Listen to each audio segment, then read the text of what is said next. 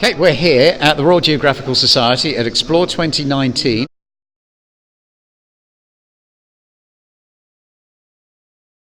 My name is Fergus. I was a producer on Attenborough's Life of Birds and Planet Earth, The Future, then went more into conservation.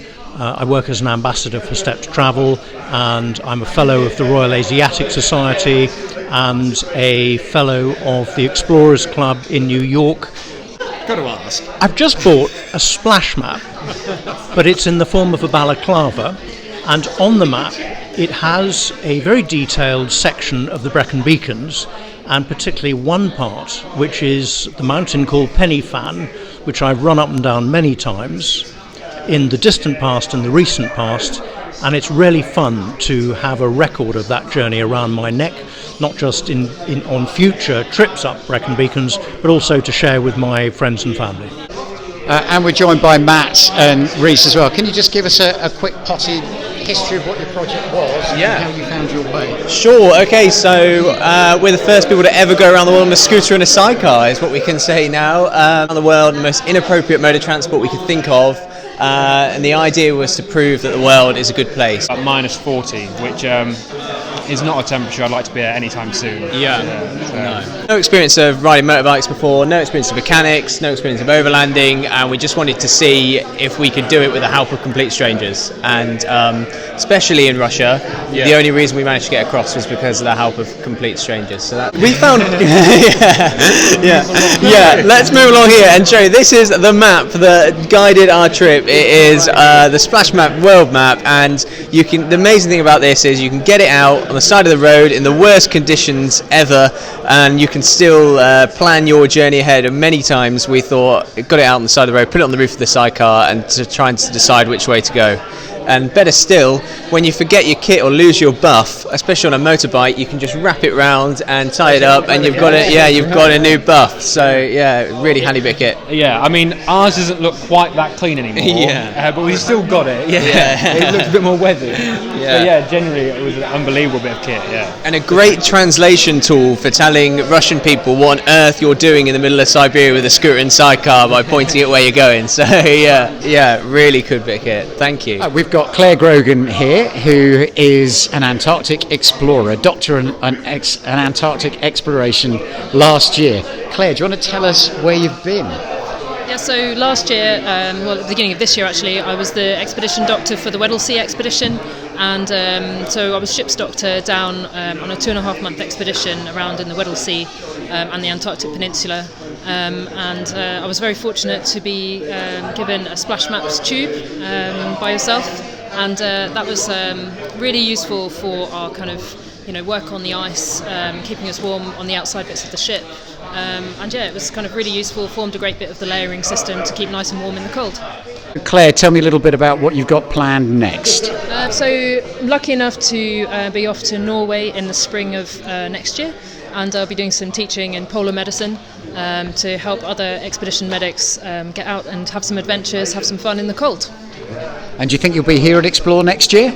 Always. Explore's an event that you can come back to every year, and it's just really nice to see old friends, meet some new ones, make some new connections, and it's a really great event. Really.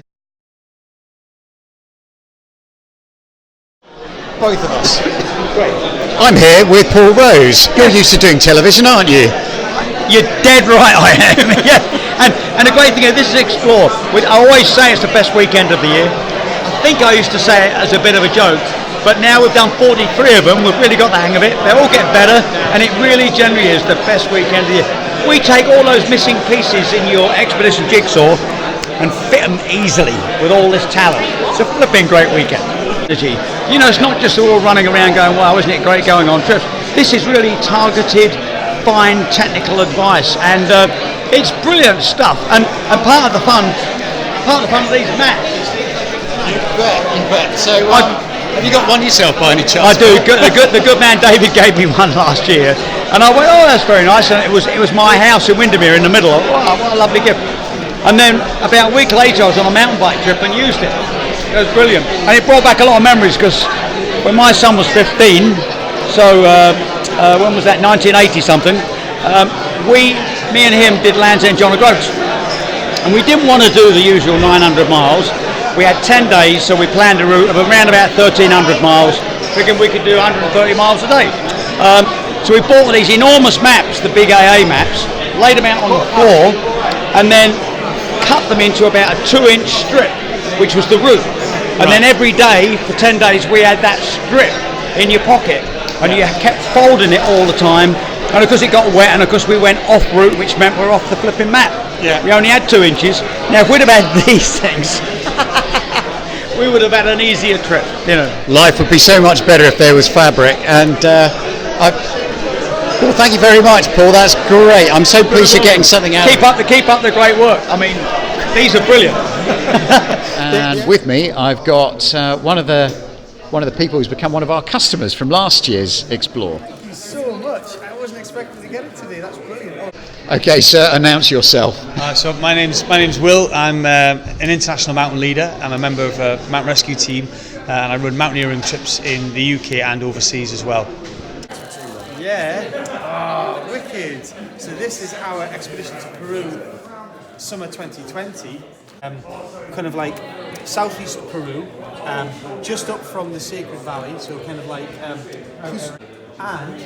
it's splash maps. So I can literally just, when I'm out there, do that with it. Fantastic. Not a problem. Are you filming? That's great. And last year we met here for the first time, and you bought something from us. And do you remember what that was? Yeah, so I picked up a splash map. I had two actually. I picked up a splash map of the Cheviot National Park, which is my mountain rescue area. So I have a splash map in my mountain rescue rucksack, and I also picked up a splash map of the Cairngorms. And I've been using that splash map all of this winter season, just gone, for my navigation in the Cairngorms. Okay. We've had some great footage of you. Whenever I need a picture with snow in it, I know I just need to put the search term Will Close Ash Splash Maps, and up it comes every time. Now tell me what you've achieved with that map of Switzerland that you got this year. Yeah, so I ordered a splash map for the Swiss Alps. I ran an expedition for two groups of young people who were trekking across the Swiss Alps, and I wanted something which was really robust but really easy to use, and I wanted the young people to navigate to it. So we ordered a splash map, and each young person on the expedition was using this when they were navigating across different legs of the expedition. What was really good was the kids were able to ball it up into pretty much the palm of their hand, so for the section that they were navigating on, and then immediately just put it in their pocket when they were finished. And it just meant that we didn't get any creases in the map that were damaging the map or making it difficult to use. Yeah. And the kids loved it. It was a bit of a badge of honour really to pass it on from next person to next person.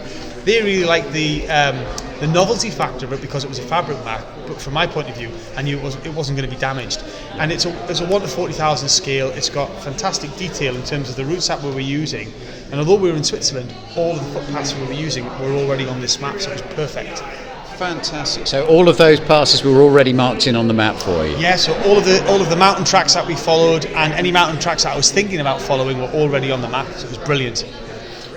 Okay, well, so you've ordered another map from us now, and I'm going to ask you a couple of questions about what you've used it for, what you'll use it for. Out to Peru, we're going to go out and do a bit of work in the Sacred Valley, and I really wanted a map which covered the area I'm going to be trekking in.